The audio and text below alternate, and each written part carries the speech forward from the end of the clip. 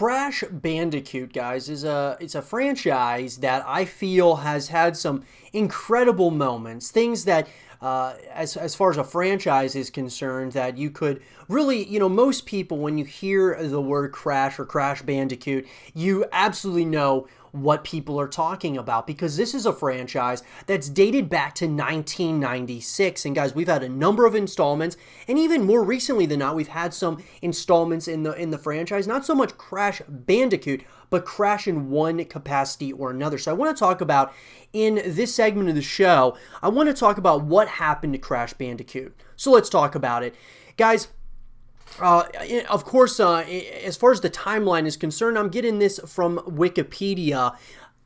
Look, from 1996, we had our very first Crash Bandicoot, and you had pretty much a significant amount of time after that, pretty much every single year, all the way to 2010, there was at least a new game or a, expansion or something of that nature in the franchise. So you're talking, from 1996 to 2010, you're getting all kinds of different content that you're able to connect with Crash Bandicoot. But then, after 2010, you had to wait 7 years until the Insane Trilogy came out, which was essentially a remaster, had all of the, the 3 Crash Bandicoot games in there, but you had to wait 7 years for that. Then a couple years later in 2019, we got Crash Team Racing Nitro Fueled, which obviously was pretty popular as well. And then, of course, in 2020, Crash Bandicoot Mobile. Now, look, the way that I look at this, guys, is, kind of what happened here. Like, so 1996 to 2010, you're basically getting a new game, or you're getting an expansion, something of that nature, every single year from 1996 to 2010. And it's very popular, guys. But kind of like what happened here?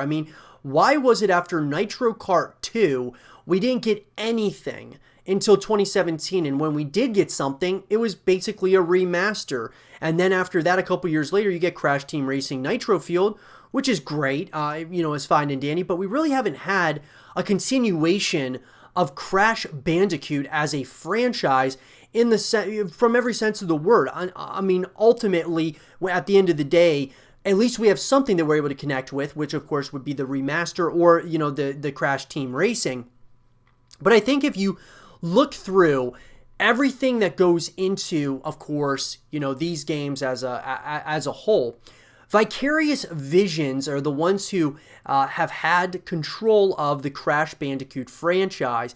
And I'm not saying that they haven't, done what they've needed to do, but at the same time, you kind of wonder, why is it that Crash Bandicoot hasn't come out, pretty much, since the Crash Team Racing, or you could even go all the way back to 2010. And this is a franchise that's owned by Activision. They've owned it since 2008. And so you kind of wonder, Activision is a company that not only do they got Crash, they've got Spyro. These are pretty big, franchises. Why is it that they really haven't continued? We're getting kind of remasters and things of that nature. But I think what it really comes down to, guys, as does with many other franchises out there, you could compare it to Call of Duty, you could compare it to Assassin's Creed, you could compare it to a lot of different games out there that tried this formula of having new games every single year. And we know the success for Call of Duty. The sky is the limit, it seems, with that franchise every single year, the best-selling game every year. But a game like Assassin's Creed has had its peaks and valleys. Some of the games are, great. Others aren't so much. And same thing with Call of Duty. But Assassin's Creed has a little bit more, not as big of a fan base as Call of Duty does. Well, with Crash Bandicoot, this had a very big fan base. And I feel that maybe, taking a few years off after Nitro Kart 2 would have been a good idea. Just taking a few years off and then kind of continuing the franchise, or doing some type of remaster or something.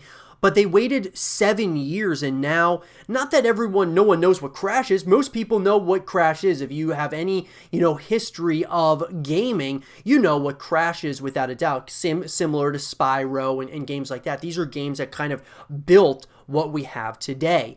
And so I think if you really think about it, guys, I think what it comes down to is you've got this franchise that, without a doubt, has kind of, been put on a hiatus for whatever reason. Now, throughout the course of this Wikipedia article, there's a area where it's got, 2011 to 2016 hiatus. On a Kotaku interview with then Activision CEO Eric Hirshberg regarding the future of the Crash series, he said, "I don't have anything official to announce, but I can speak as an individual. I love Crash Bandicoot. Those were some of my favorite video games growing up, and I would love to find a way to bring him back if we could." Andy Gavin, co-creator of Crash Bandicoot, has said that he would love to see an HD version of the first 4 games, or even a full-blown reboot. So obviously we got the HD version, right, with the Crash Bandicoot, the Insane series. Jason Rubin, co-creator of Crash Bandicoot, said he was hopeful that Activision would bring Crash back to their glory days. The character is still very dear to fans between 18 and 49 years.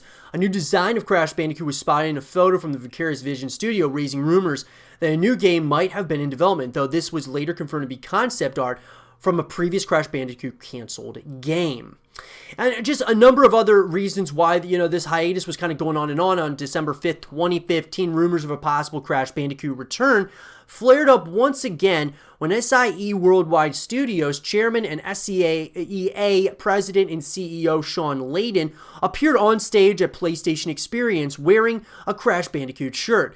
Layden, however, never mentioned the series at the event and is yet to address why he wore the shirt. In February 2016, a new Crash game appeared to be on the horizon when NECA Director of Product Development Randy Falk stated in an interview with YouTube Pixel Dan that the company had a lot of stuff going on with Sony, before mentioning that I see they're bringing Crash Bandicoot back, so there's some great stuff there. Shortly after, however, an NECA representative clarified with GameSpot that Falk's comments were misunderstood and that Falk was only speaking of a hypothetical return of the series after seeing a fan-made Crash art just before being interviewed.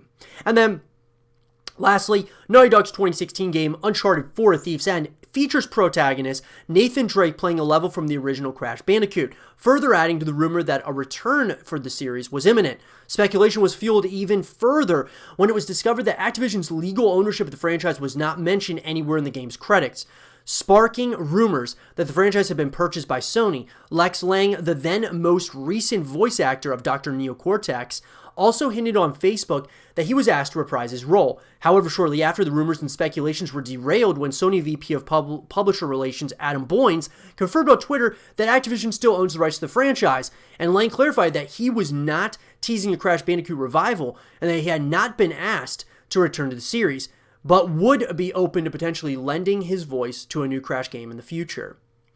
So look, at the end of the day, guys, just a lot of back and forth, right? A lot of he said, she said, lots of, kind of backtracking here. You say one thing and then it gets backtracked by, somebody else. And so this has been something that's been going on now for a while. Just a lot of back and forth, lots of question marks regarding, ultimately what's going to happen in this franchise. But what we can see, though, guys, at the end of the day, is the big things that, honestly, when we really think about it, the things that matter to the developers and the publishers is what does the game sell? Like, how many copies is it selling? How much money did it make? And what type of critical reception did it get? Does it warrant a sequel? The Crash Bandicoot series has been a commercial success. As of 2007, the series altogether sold over 40 million units worldwide.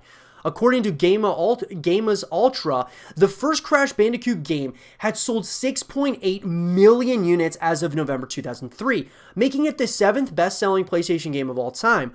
Cortex Strikes Back sold 3.85 million units in the US, while Warp sold 3.74. The last 2 games of the PlayStation console, Crash Team Racing and Crash Bash, sold 1.9 and 1.1 million in the US respectively. Crash Bandicoot: The Wrath of Cortex, which has sold 1.56 million units in the US. On February 12th of 2019, Activision announced in a press release for its fourth quarter and 2018 financial results that Insane Trilogy has sold in over 10 million units since its initial release in 2017.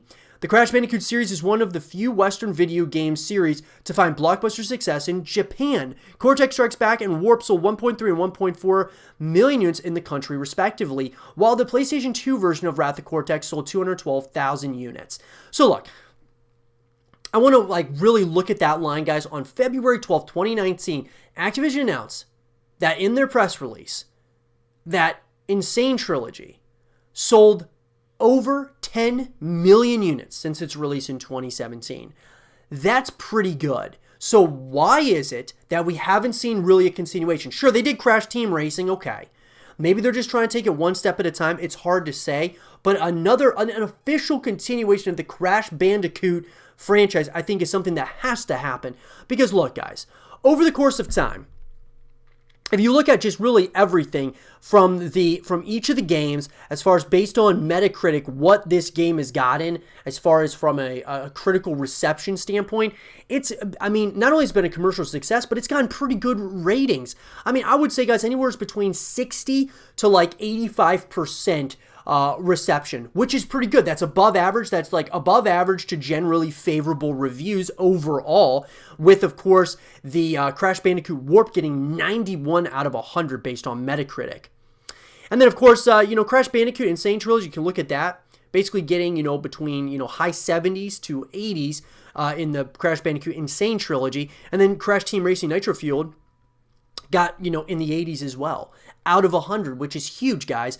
And so I really think that this is a franchise that deserves to continue and coexist with other games, of course, within the gaming industry, and it deserves to continue. Crash Bandicoot deserves to continue, and maybe it's something which I believe, because of how well the critical reception as well as the commercial success that these games have been, I believe that it probably is somewhere in development at this very moment. But we'll have to kind of wait and see, guys. I'd love to hear from all of you. What do you guys think? Do you think that Crash Bandicoot is going to see a return to continue the franchise moving forward? Let me know in the comment section below. And for more Crash Bandicoot content and videos, stay here with Zero TV.